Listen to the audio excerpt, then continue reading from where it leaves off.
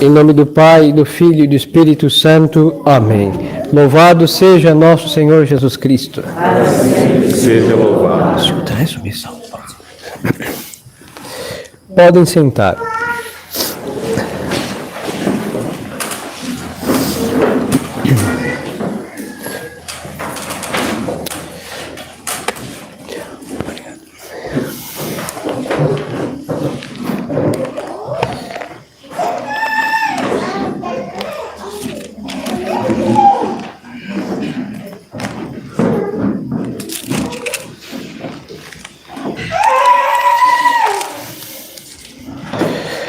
A Epístola de São Paulo, apóstolo aos Coríntios, e nos diz: meus irmãos, purificai-vos do velho fermento, para que sejais uma nova massa, assim como sois ázimos, porquanto Cristo,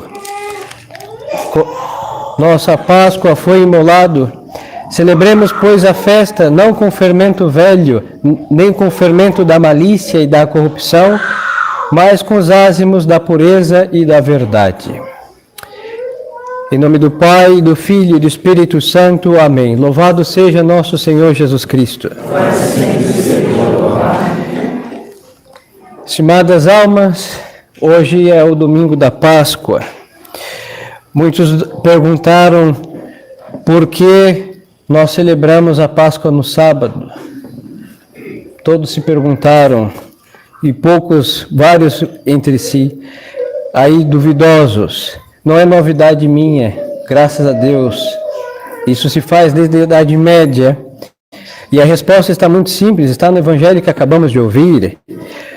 E diz que Maria Madalena foi ao sábado ao sepulcro. E ela viu a pedra movida e um jovem de estola de veste clara, e que disse que aquele que havia sido crucificado não estava mais, mas ali. Então, é o Evangelho mesmo que diz o dia que nosso Senhor ressuscitou.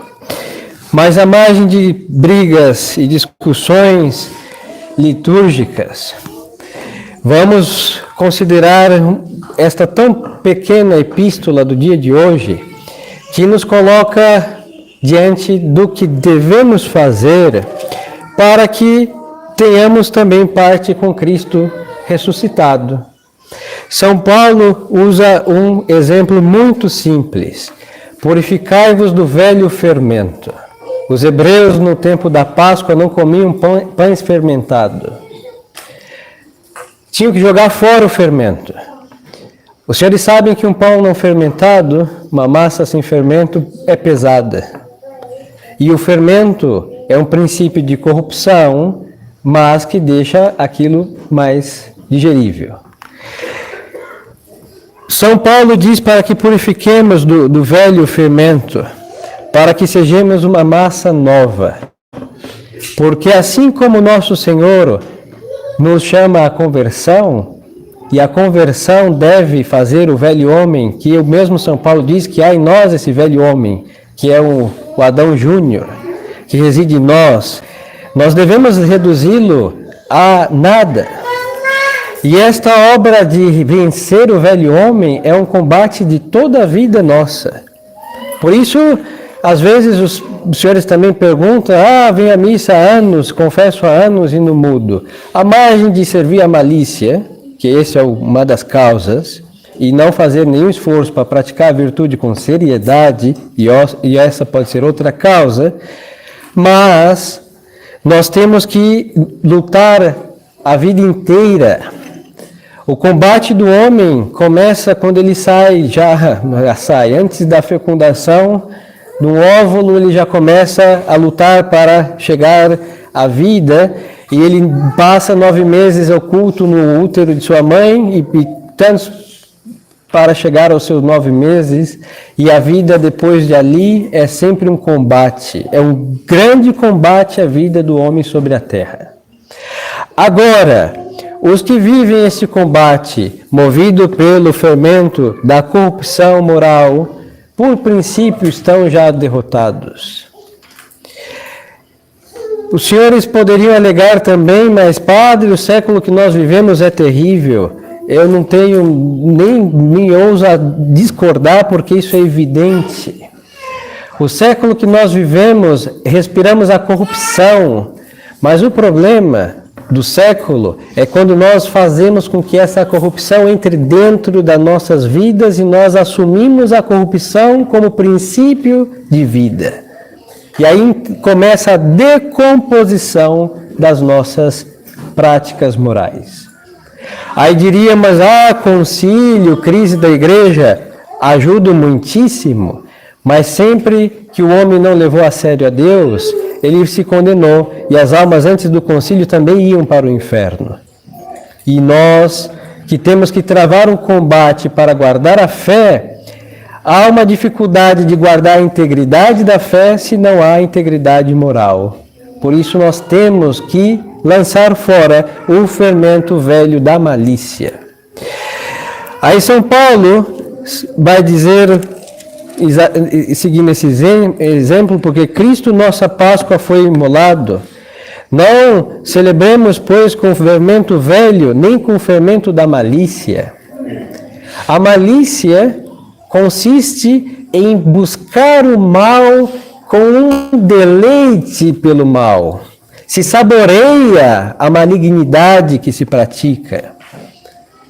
E mesmo com detrimento do que for, dos sacramentos recebidos, das orações praticadas, do tempo de virtude que tentamos fazer algo bom uma semana e depois nos entregamos ao mal sem nenhum problema.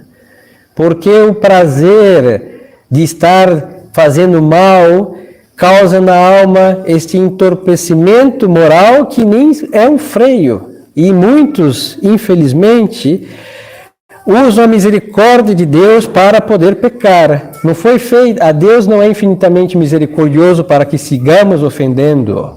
Não, a sua infinita misericórdia, que é um atributo de sua infinita bondade, junto com a sua infinita paciência, mas é esperando o tempo da nossa conversão.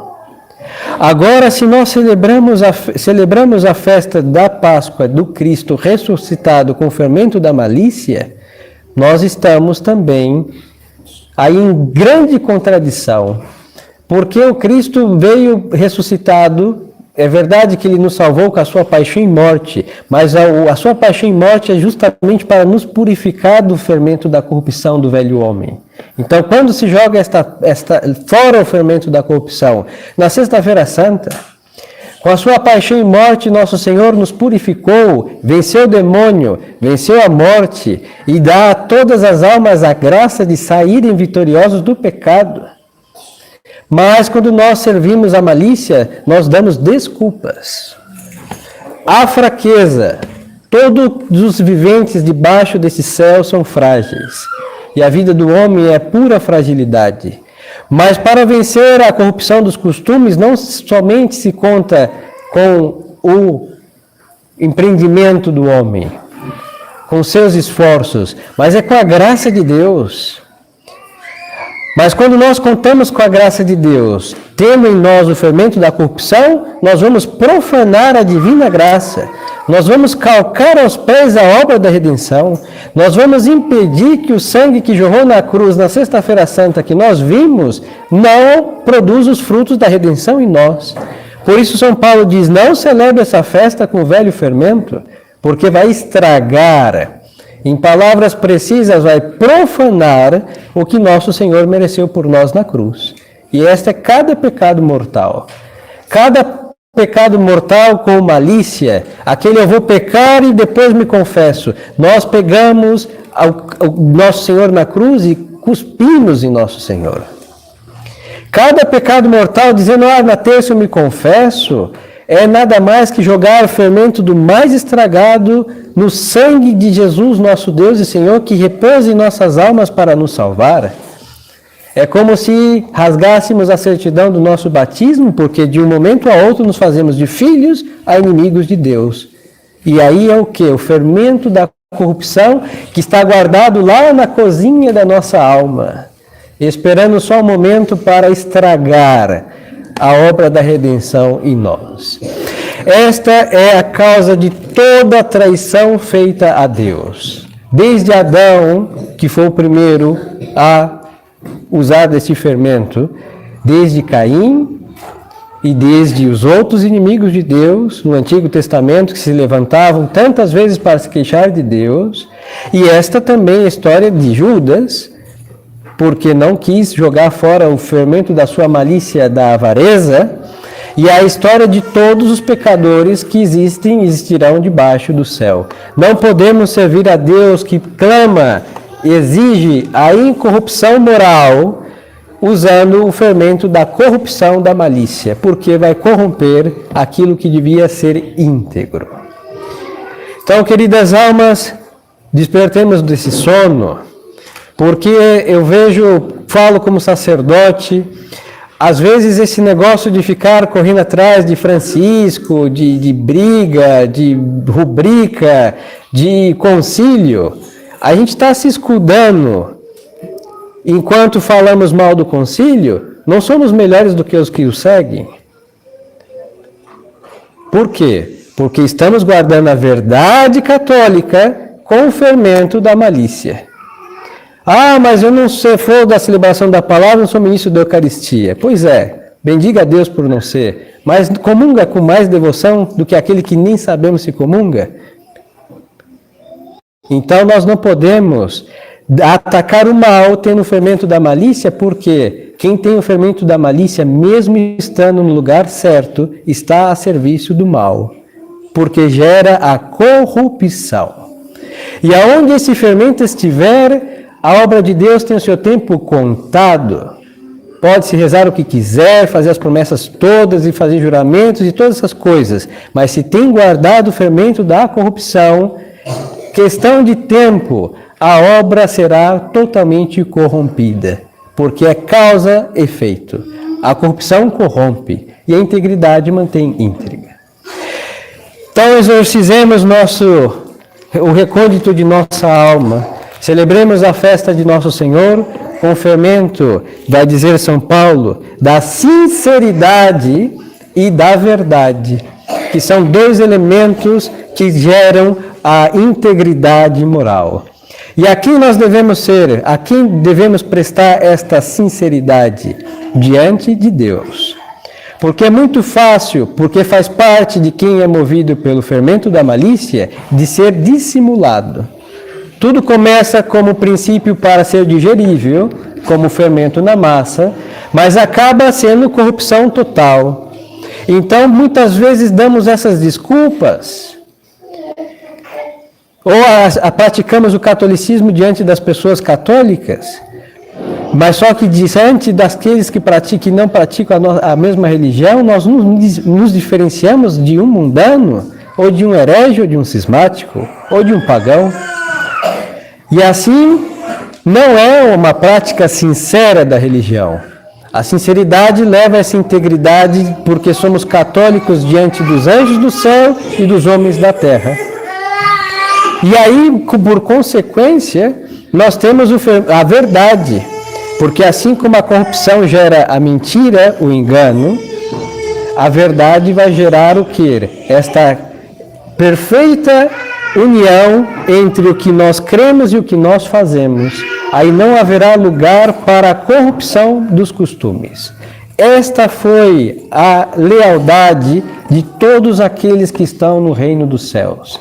E ninguém poderá se salvar sem o fermento da verdade e da sinceridade. Porque as almas que andam na mentira, no engano, elas não se salvam, porque estão corrompidas. É o último efeito do fermento da corrupção moral. Nenhum desespero, nenhum desalento, não devemos ter dúvidas de salvação, mas se queremos ser salvos, nós temos que jogar fora o pote do fermento da malícia que guardamos para corromper o bem tão parvo e pequeno que tentamos praticar. Então, ao honrar o Cristo ressuscitado, peçamos a nosso Senhor que o resplendor do seu corpo glorioso dissipe esse fundinho de trevas que cultivamos em nossa alma, que é aí onde se geram esses fungos e esse recôndito tão mofado e estragado da alma que vai corrompendo as poucas obras de Deus que vamos colocando em prática. Nosso Senhor exige essa integridade absoluta. Então, não se escudem. É muito fácil, podemos sentar e falar mal do Vaticano II, podemos dizer todos os horrores e ainda não chegamos à altura. Mas nós não podemos viver como aqueles que não têm a verdadeira fé. Por isso, em vez de gastar o tempo vendo polêmicas e controvérsias, estudemos o catecismo. Ninguém vai se salvar com brigas estúpidas, mas estudemos o catecismo, pratiquemos o catecismo, isso é importante, isso que salva. Rezemos, se gasta tanto tempo lendo estupidezes, que adianta ler o artigo de quem for. Nós temos textos preciosos dos santos padres, que ademais de andarem na verdade, são santos. Temos que ler coisas sérias, e isso vai exorcizando esse fermento da malícia, porque aquelas almas santas que transmitiram a verdade, elas não só transmitiram a verdade, elas praticaram a verdade, por isso aqueles escritores estão no reino dos céus, e disso temos certeza.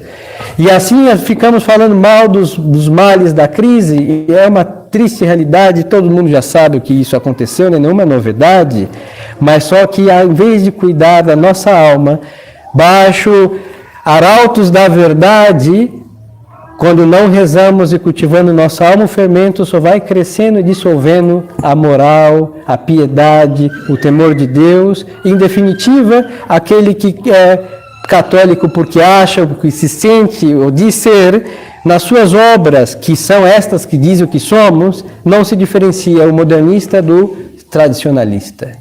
Não, esse nome não é do católico, do modernista, do católico não tem diferença alguma. Aí um tem a corrupção nas obras e nas palavras, e o outro tem corrupção nas obras e não nas palavras. E o que importa? As obras que dizem, como dizia Santo Antônio, as palavras são verdadeiras quando são as obras que falam. São nossas obras diante de Deus que dirão se temos fermento de malícia ou estamos aí com a massa da verdade e da sinceridade.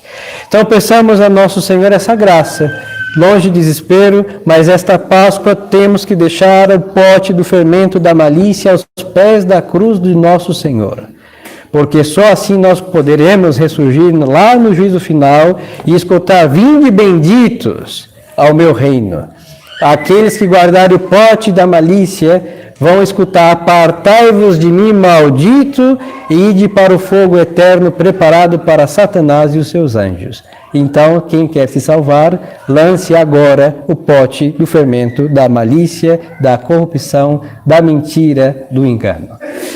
Louvado seja nosso Senhor Jesus Cristo. Em nome do Pai, e do Filho, e do Espírito Santo. Amém.